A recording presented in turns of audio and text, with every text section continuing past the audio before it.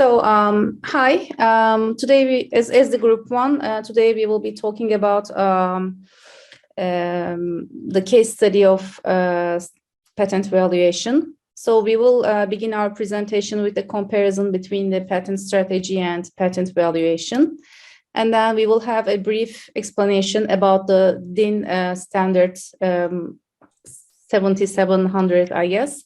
And we will talk about which is starting from the function of the IP, and then by taking into account the legal, technical, and economic aspects, tries to determine the value of a patent. And then we will have some brief summary of the generic IP strategies that we have learned in the module 1, such as the fortress monopoly, value-added monopoly, hub monopoly, and monopoly in a box. And then we will, for each of these types, for each of these IP strategies, we will talk about the function of the IP, the impact of the IP, the appropriation, and the economic effect of the IP, which is sort of in line with the DIN standards also. So now my colleague is going to talk about the IP strategy. Thank you, Marv. Review what we learned about IP strategy. It is based on a business plan, and the companies will choose which IP rights can be used to maximize their economic returns, mainly to get back the investments made in R&D. So with that expectations is to have an advantage from the competitors, and they mainly have an exclusivity market, for example. And so the consequence of the IP strategy is in the future. So a company will choose some functions, IP functions and IP rights, and mainly to have a competitive position in the market. So my next colleague will explain IP valuation. As Sinaros said, the IP strategy is for future, but IP valuation is for present. And IP valuation is a process to determine the monetary value of subject IP, and the valuation of your IP rights should allow you to get a return on investment and develop your company and your project, but also to make them sustainable. IP valuation is aimed at value detection. It examines whether the use of the IP to be evaluated in a business model actually leads to increased returns. It shows the link between value creation and exclusive resources. Finally, it checks whether the IP to be evaluated is relevant for their competitive positioning. My dear colleague Clement is the next one. Thank you. So next I'll talk about the DIN standard 77100. So this standard, the main objective is to establish a framework for the monetary valuation of patents. So in this standard, it specifies the principles, valuation approaches, as well as some of the influencing factors that have to be considered when you are carrying out monetary valuations of patents. So as you can see here in the flowchart, legal, technical, and economic parameters all have to be considered in the context of patent valuations.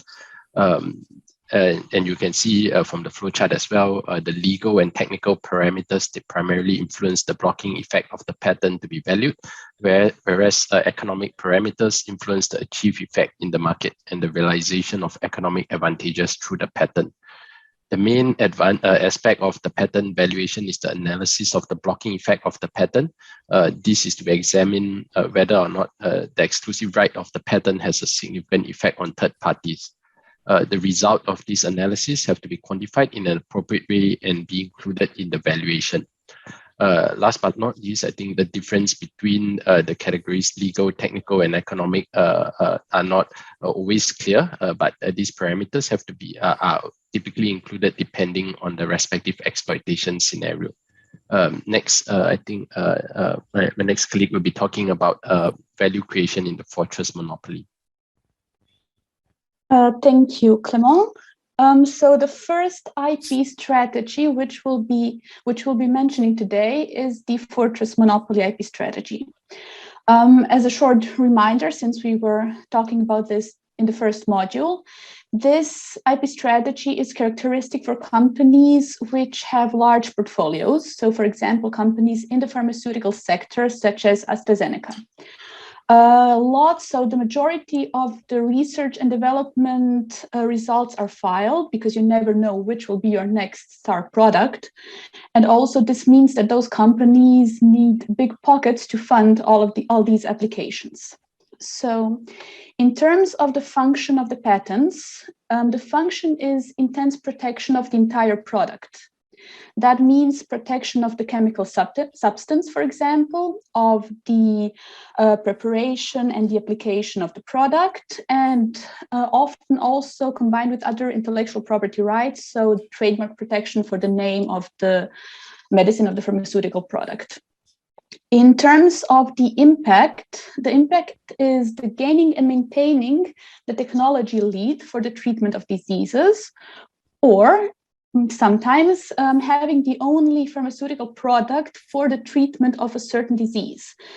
This gives the company unique selling propositions or lead times, so it gives them advantage in comparison with other competitors. The next element to discuss is the appropriation. So the returns are appropriated through the sale of the pharmaceutical product, obviously. And that pharmaceutical product is sold with high premium prices in that regulated market. So as we know, the patent protection lasts 20 years. Afterwards, it is available to all, so the competitors can also create the generic products. So in those 20 years, the product is sold at a high premium price in order to have the desired economic effect. Now we will be moving on to Tarita and the next IP strategy. Thank you, Nina. Value creation and the value-added monopoly is particularly useful for products or where you have a lot of products in the market. So the product itself is not new, but where you have created a new aspect of it that has some sort of customer benefit. And so you typically would see this sort of strategy being adopted for consumer products, as in the case of our individualized functional yogurt, or also, for example, in the automotive industry, where you have a lot of products, but there are always unique aspects added to those products. In terms of the function of patent protection for these types of products, it is used for protection against competitors because, of course, it's a highly competitive field. And so the aim is to protect those specific features that deliver your superior customer benefit. However, in addition to this, it's also important to not just protect that particular benefit, but where there are specific elements of your business model. So in our instance, we have an individualization process, which is new and unique. And so it is also aimed at protecting those core elements of the business model to give us added protection against competitors. The impact of this protection would give us a strong, unique selling position. And to do this, we would, of course, need to involve a lot of marketing strategies. But another impact, and another very important impact for these types of goods, would be a unique communication position. And in addition to the function of the patent, other types of IP, such as trademarks, where you protect in specific unique names that denote the added benefit of the product, and also where you protect specific new design features of your product to help communicate that unique communication position to your customers. In terms of appropriation and getting returns based on protection of an exclusivity, this is realized through sale of the individualized functional yogurt. And the economic effect can be either a price premium based on the impact that you have on the market, where you basically skim customers' willingness to pay through a strong, unique communication position and a strong, unique selling position. Or you can also have an increased market share. And depending on how strong that impact is, you can actually benefit from both a price premium and an increased market share. I will now pass you on to my colleague, who will speak about value creation in the hub monopoly. Thank you, Charita. So the value creation in the hub monopoly IP strategy is very typical for the telecommunication companies or consumer electronic companies. So one of the examples could be the Deutsche Telekom or Sony or Philips or Siemens. Yeah, so all these known companies in these industries. So the function that IP fulfills for this type of IP strategy are protecting features of transmission technologies and making them standard essential by contributing to a standardization procedure in order in future to gain the license fees out of this protection. The impact which is caused by this are very related to interoperability requirements of the standards. So it pushes the device manufacturers that they have to comply with the standard that they implement, and thus they have to use the patent protected feature of the standard. So the returns are appropriated here by means of granting licenses to the implementers of the standardized technologies into their devices, and also for avoidance, and not only avoidance, but also the reducing of the own license payments by cross-licensing. And the economic effect here is the market share economic effect, which is caused by direct cash flows from the license fees. So the aim here is to get as much as possible license revenues from the implementers of the standardized technology. So for the value creation in monopoly in the box, Andreas will further tell you. Thanks. Okay, so value creation in monopoly in the box. So a monopoly in the box type of IP strategy is sort of a strategy where you most of the time you don't sell your products directly to the manufacturer, you sell them to another manufacturer that uses your quality as a basis for selling at a higher price. It's useful when you have well-defined portfolios, good technology coverage, and have enforceable rights. And it's often used in biotechnology, mechanical devices, and in consumer products. So the function of monopoly in the box is that the comprehensive protection of a technology is complementary to a product of a manufacturer. Because in this case, Shimano makes drivetrains, so gears, brakes, and everything for bicycles. So to be implemented, for instance, to be sold to Trek, and Trek sell them. So the impact is it provides the manufacturer of bicycles with the technology lead by means of using the technology in their products. And for instance, in the case of Shimano have different levels of group sets. So for instance, different tiers. You have low quality, high quality, etc.